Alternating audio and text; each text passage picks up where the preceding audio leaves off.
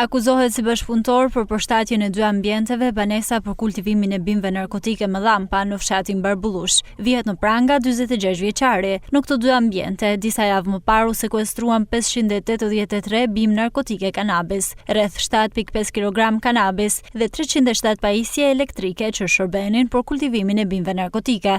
Specialistët e sektorit për hetimet e krimeve të Komisariatit të Policisë Vaudeos ndaluan shtetasin GG 46 vjeç banues në fshatin Barbullush, i shpallur në kërkim në kuadër të operacionit të koduar Neonët 5. Gjykata e shkallës së parë e juridiksionit të përgjithshëm Shkodër i ka caktuar atij masën e sigurisë, arrest në burg, për veprat penale, kultivimi i bimëve narkotike, prodhim dhe shitje e narkotikëve dhe vjedhje e energjisë elektrike dhe impulseve telefonike, të kryera në bashkëpunim. Vion puna për kapjen e shtetasve të tjerë të shpallur në kërkim. Materialet procedurale u referuan prokurorisë së Shkodrës për veprime të mëtejshme.